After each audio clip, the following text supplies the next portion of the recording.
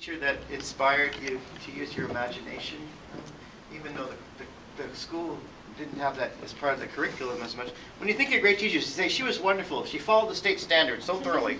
She kept the 4-inch binder on the desk. It inspired us so. This Foley it was that kind of teacher. And she had a sister who was a great teacher too, Miss Teresa Foley, who actually was published in Harper's. And she wrote a poem for spring, which we started doing. I think we did that last year, didn't we? Which I have here. A crocus with fillet of gold is enough for me now that I am old. One brave, fragile, perfect thing. Oh, I think I said it back. One brave, perfect, fragile thing. I did it backwards. And it's spring. Yeah, Miss Foley. So Mr. Newkirk is here, but I want to talk briefly because this book to me is connected with both what we're doing today and our honoree today for the Miss Foley Award. Holding on to good ideas. You see this cover of this book, The Machine. How many people think that sometimes school seems like a factory? Have you ever had that feeling lately? Yeah. My uncle wrote a book in 1973 called Children in the Learning Factory. It's still relevant, you know. And what Tom Newkirk has done in this book is basically show us the history, give us a chance to actually understand where these ideas are coming from so that we can move on ahead. This is what I feel this book is about. I was at the dump a few years ago, and I don't know if you go to the dump, take garbage to the dump, and garbage, I was at the dump and this bag of garbage oozed this brown stuff all over my sneakers. And I was like, ew. And the garbage man just looked at me and said, what's the matter? It's just a little garbage juice. All of a sudden I felt better. This is what this book did for me. It gave a name to that. And I believe it's going to be... I was wondering when that connection was going to be. Trying to keep you waiting. This book is total garbage. No. This book gave a name. When you give a name to something, it has no power over you anymore. When you give a history, when you know the history of something, all of a sudden you can say, "Oh, that's just Schmidt talking. That's not me." You start to understand the ideas there. And what else do I have here? Oh yeah, the Matrix. That's right. This is the other connection.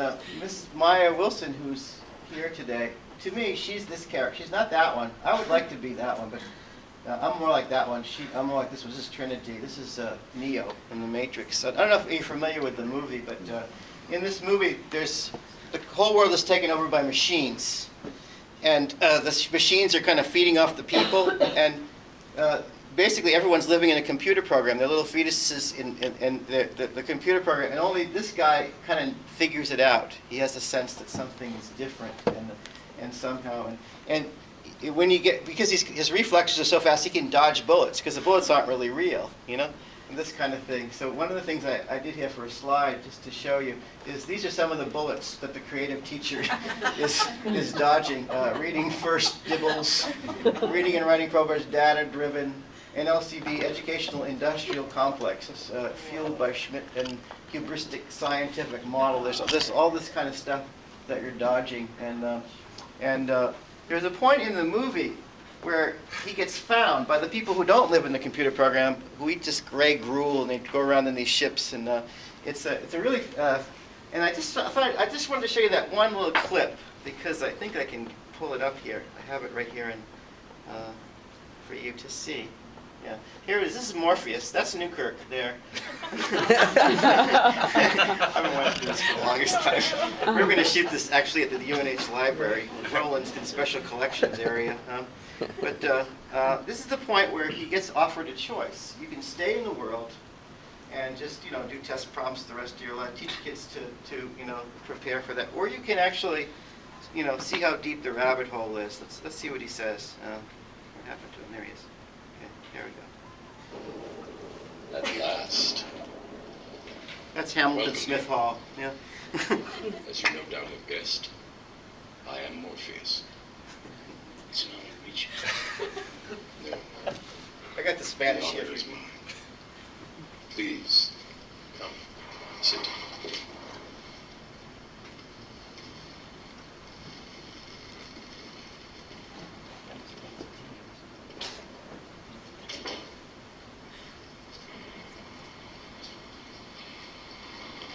imagine that right now you're feeling a bit like Alice?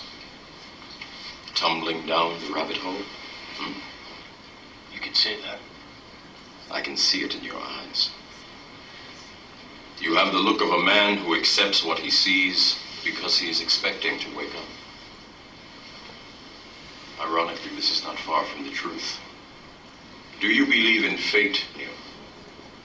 No, Why not? because I don't like the idea that I'm not in control of my life. I know exactly what you mean.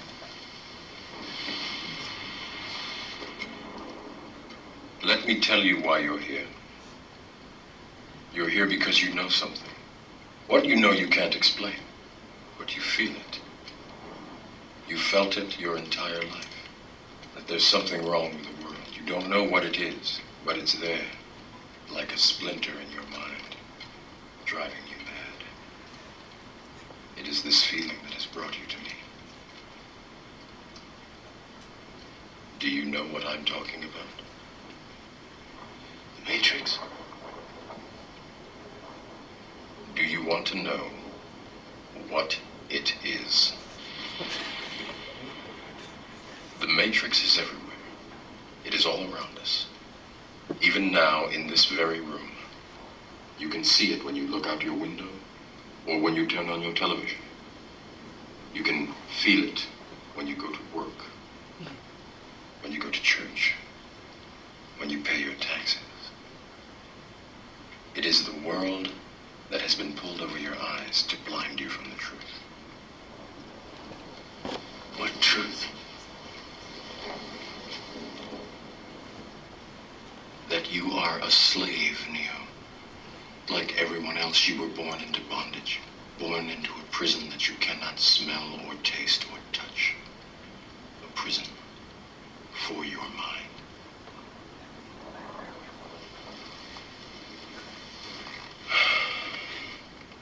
Unfortunately, no one can be told what the Matrix is. You have to see it for yourself.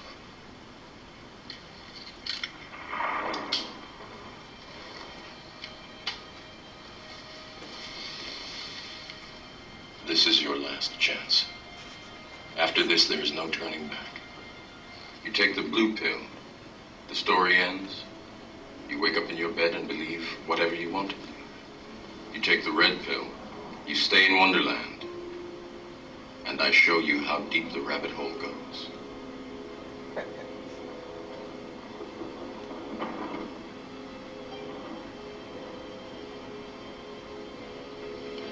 Remember, all I'm offering is the truth, nothing more.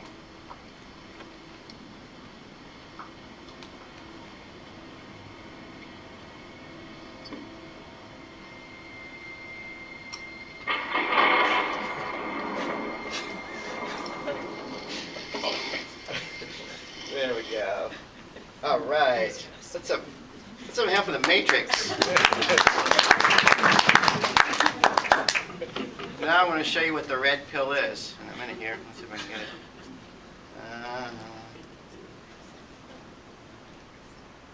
There it is. There's the red pill. This is Maya's book, Rethinking Rubrics.